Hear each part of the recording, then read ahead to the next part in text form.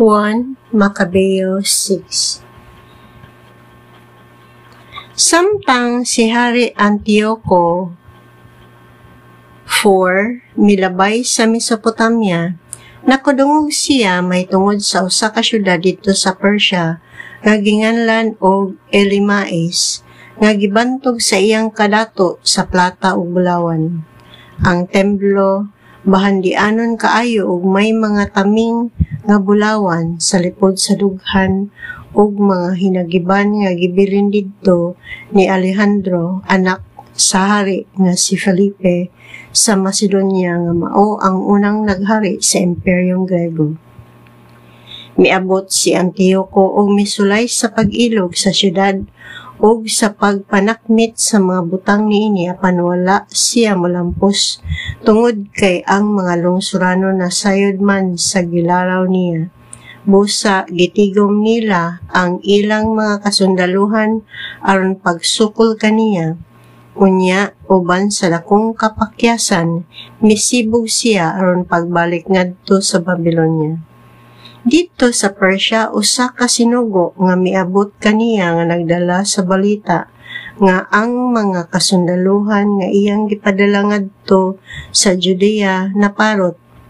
Si Lysias ug ang iyang dakong panon sa kasundaluhan napugos sa pagsibog gikan sa mga Hudeo nga nalig-on na tungod sa dugang nga mga hinagiban, kahimanan ug mga sinakmit nga ilang nakuha gikan sa kasundaluhan nga ilang nabuntog. Giguba sa mga Hudeo ang butang nga ginganlan nilag ang makalilisang nga talan-awon nga gitukod ni Antioco ibabaw sa altar sa Jerusalem. Gilibutan usab nila ang templo og tag-as nga mga paril sama kaniadto ug giilog nila og gibutangag kota ang lungsod sa Bethzor nga usa sa mga lungsod nga kaugalingon sa hari. Sa pagkadungog sa hari nining maong taho, nakugang siya og wala makatingog. Mihigda siya nga gisapot pag-ayo tungod kay wala man matuman ang mga panghitabo sumala sa iyang gilaom. Nagpabilin siya nga masakiton sa hataas na panahon, uban sa hilabihan nga kaguol hangtod nga sa katapusan nakaambos siya nga hapit na siya mamatay. Gitigom niya silang tanan nga gihatagan niya sa titulo nga mga higala sa hari o giingnan. Dili ako makatulog o naguol ako og naugtas pag-ayo. Sa sinugdan, nangutana ako sa akong kaugalingon ngano nga kining dagkong mga balod sa kagulanan bibanlas man kanako nga unta maluluyon man ako og nagustuhan pag-ayo, ingon nga hari. Apan unya nahimumduman ko ang mga kasaypanan nga akong nahimo didto sa Jerusalem, diha sa akong pagkuha sa tanan nga mga butang nga plata ug bulawan gikan sa templo, ug misulay ako sa walay maayong katarungan sa paglaglag sa mga lumulupyo sa Judea. Nasayod ako nga mao kini ang katarungan ngano nga kining tanan nga makalilisang nga mga butang nahitabo kanako. Nawad-an na akong paglaom ug hapit nang mamatay dinhi niining yuta nga langyaw.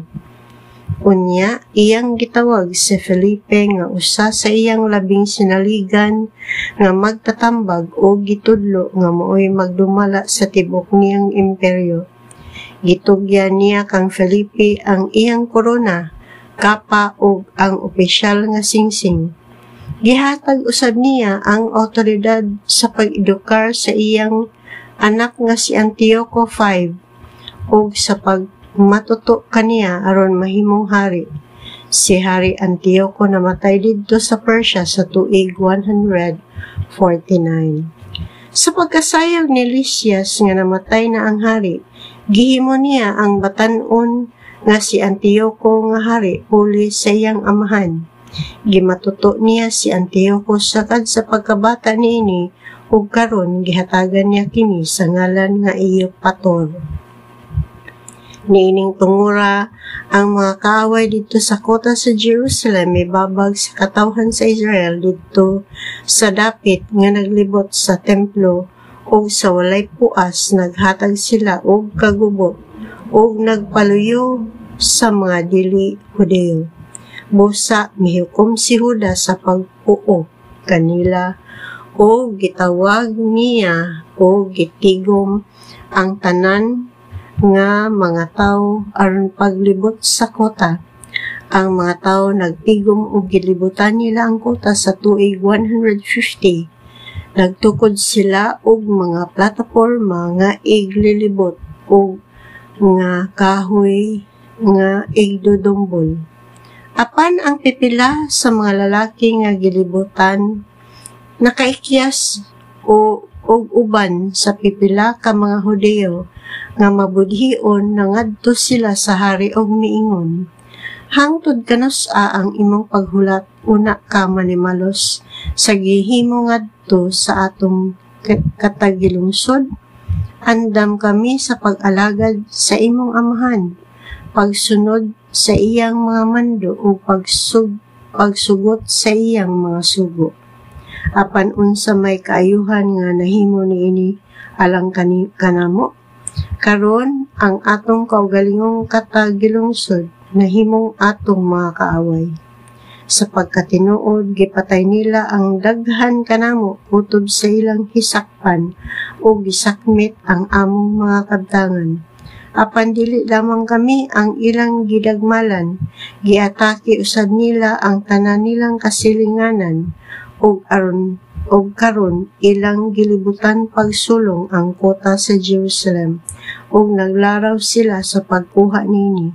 Gilig-on usa nila ang templo ug ang Betsur. Gawas kun mo lihok kadayon, magbuhat sila og labaw pa niini og dili na ikaw makapugong kanila. Sa pagkadungog niini sa hari napungot siya. Gitigom niya ang tanang mga pangulo sa kasundaluhan, ang mga opisyal sa mga sundalong nagkabayo, ug ang ilang labing sinaligang mga magtatambag. Nanuhol usab siya og mga sundalo gikan sa ubang mga nasod o gikan sa mga pulo nga Grego. Ang iyang mga kasundaluhan mikabat og 100,000 kasundalong naglakaw og 20,000 kasundalong nagkabayo og 32 ka elepante nga gibansay alang sa gubat. Ang hari ug ang iyang kasundaluhan milatas sa Idumea o gilibutan nila ang Betsur, diin nakig-away sila sa taas nga panahon.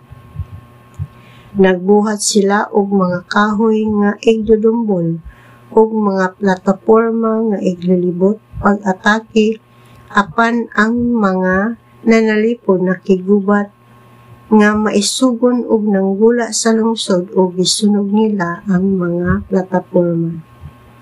Unya, gipasibog ni Judas ang iyang mga tropa gikan sa kuta sa Jerusalem o gipahimutang ang iyang kampo didto sa Beth Zacarias aron sa pagbabag sa kasundaluhan sa hari. Sayo sa pagkasunod buntag ang hari uban sa iyang kasundaluhan mipadayon ngadto sa dalan sa Beth Zacarias diin sila nagpahimutang og nangandam alang sa gubat. Gipatingog nila ang ilang matrumpeta o giandam nila ang mga elepante alang sa gubat pinagi sa pagpakita kanila sa mga duga sa ubas o sa duga sa kahoy nga mulberry. Ang dagkong mga mananap giapod-apod ngadto sa mga pundok sa kasundaluhan nga naglakaw o sa 1,000 kasundalo nga nagsulob ug sa lipod sa lawas nga kadena ug mga kalo nga bronze ang gipahimutang uban sa tagsa-tagsa ka elepante. Ang tagsa-tagsa ka elepante ubanan usab og 500 ka piniling sundalong nagkabayo nga nag-uban kanunay sa elepante. Sa buko-buko sa matag elepante, adunay usa ka lig-on o sinalipdang plataporma. Hinimo kini gikan sa kahoy o gihigot pag-ayo diha sa lawas sa elepante. Tulo ka sundalo ang anaa sa ibabaw sa matag elepante. Walay labot sa tigdumala sa elepante. Ang nahibilin sa masundalong nagkabayo, gibutang ni Lysias didto sa duha ka kilid sa panon sa kasundaluhan diin kapanalipdan sila sa mga sundalong naglakaw samtang mag-asdang sa kaaway. Ang silaw sa adlaw mibanda sa mga taming nga bronse o bulawan, misadlak didto sa mga bukid o mikidlap sama sa mga nagsiga nga sulo.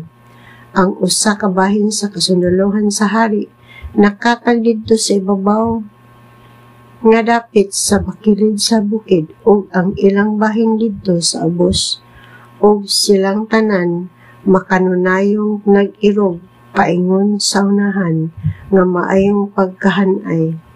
Ang tanan nga mga tawo nangalisang sa pagkadungog nila sa kabanha nga nahimo sa naas sa hinagiban o sa pagpanggula ni adtong dako o gamhanan nga kasundaluhan. Midasdas si Judas ug ang iyang kasundaluhan ug napatay dayon nila ang 600 sa mga sundalo sa hari. Sa pagkakita ni Eleazar, abaran nga usa sa mga elepante, mas dako kaysa uban og nga gitabunan kini sa mga taming sa hari. Nagtuo siya nga ang hari nagsakay didto. Nisakripisyo si Eleazar sa iyang kinabuhi aron pagluwas sa iyang katawhan o pagkabot sa kabantog nga walay katapusan. Midagan siya nga maisugon padulong sa elepante nga didto sa taliwala sa usa ka batalyon sa kasundaluhang naglakaw. Midasdas siya o gipatay niya ang mga tawo sa tuo o sa wala, busa ang mga kaaway sa atubangan niya nanibog o nagpadaplin. Misuong siya ilalom sa elepanto o gidunggab niya kini hangtod nga namatay apan hitumbahan siya niini og namatay usab siya. Apan sa pagkakita sa mga Hudeo, unsa kalig-on ang kasundaluhan sa hari o unsa kahugot ang ilang hunahuna sa pagpakigubat, misibog sila. Ang hari o ang iyang kasundaluhan miabante aron pagpakigubat sa mga Hudeo didto sa Jerusalem ug nagkampus sila libot sa tibuok nga Judea o sa Jerusalem. Nakigsabot siya sa mga Hudeo sa Bethzur ug ang mga Hudeo didto na miya na lamang usab kay wala may igo nga pagkaon didto sa lungsod alang kanila aron pagsukol sa naglibot nga kaaway tungod kay tuig man kadto nga ipapahulay og walay lagotmon nga gitanong. Gikuha sa hari ang Bethzur o gibutangan didto og usa ka pundok sa mga tropa aron pagpanalipod niini. Unya nagkampos siya tubangan sa templo sa taas nga panahon. Nagbutang siya og mga plataporma libot niini, mga igdudumbol nga kahoy, mga tungtunganan nga galamiton sa pagsaliyab og kalayo og mga bato og ubang mga hinagiban aron pagsalibay sa mga bangkaw ug mga bato. Ang mga Hudeo naghimo usab og mga makina sa gubat aron pagsukol ni adtong mga makina sa kaaway ug busa ang gubat nagpadayon sa taas nga panahon. Apan wala nay pagkaon ang nahibilin didto sa mga panudlanan sa templo tungod kay tuig man kadto nga papahulay og ang tanan nga pagkaon nga natigom didto gihurot man sa mga tawo nga nanagan gikan sa mga dili Hudeo ug midangop didto sa Judea. Ang kakulang sa pagkaon hilabihan kadako, busa daghan sa mga tawo ang nagkatibulaang ngadto sa ilang mga puloy-anan ug pipila lamang ka mga lalaki ang nahibilin didto sa templo. Niining tungura si Felipe nga gitudlo ni Hari Antioco sa wala pa siya mamatay aron pag-edukar sa iyang anak sa pagkahari. Nahibalik gikan sa Persia ug Media. Nahibalik siya uban sa kasundaluhan sa hari ug naglaraw sa pag-ilog sa kagamhanan. Sa pagkanugog ni Lysias niining balitaa, naghimo siya og hinanali nga mga pangandam aron pagsibog. Mingon siya ngadto sa batan-ong hari, sa iyang mga opisyal ug sa iyang mga tawo. Nagkahuyang kita matag adlaw, kulang kita sa kasangkapan ug lig-on kining dapita nga gilibutan nato. Gawas pa, adunay dinalian nga mga buhat sa gobyerno nga nagkinahanglang among atimanon. Busa karon maghikay kita og usa ka panagsabot sa kalinaw uban sa mga Hudeo ug sa ilang tibuok nga nasod. Tugutan ta sila sa pagsunod sa ilang kaugalingong mga balaod ug mga pamatasan sa makaniadto. Kining tanang kagubot nagsugod sa diha nga ato silang gipalagot pinaagi sa pagpahunong sa ilang mga balaod o mga pamatasan. Kini sugyot nakapahimuot sa hari o sa mga opisyal, busa si Lysias mitanyag og mga kondisyon sa kalinaw ngadto sa mga Hudeo o gidawat nila kini sa pag-uyom sa hari o sa iyang mga opisyal nga magsubay sila niining mga kondisyon. Ang mga Hudeo nanggula sa ilang mga kota apan sa pagsulod sa hari sa dapit sa templo didto sa bukid sa Sion ug sa pagkakita niya sa lig-on nga mga kota, wala niya tumana ang iyang pulong ug misugo siya nga gub-on ang mga paril nga naglibot sa templo. Unya, midali siya pagbiya o mibalik ngadto sa Antioquia. Diin hikaplagan niya sa Felipe nga nagmando sa syudad. Giatake sa hari ang syudad o nailog niya kini pinaagi sa kusog.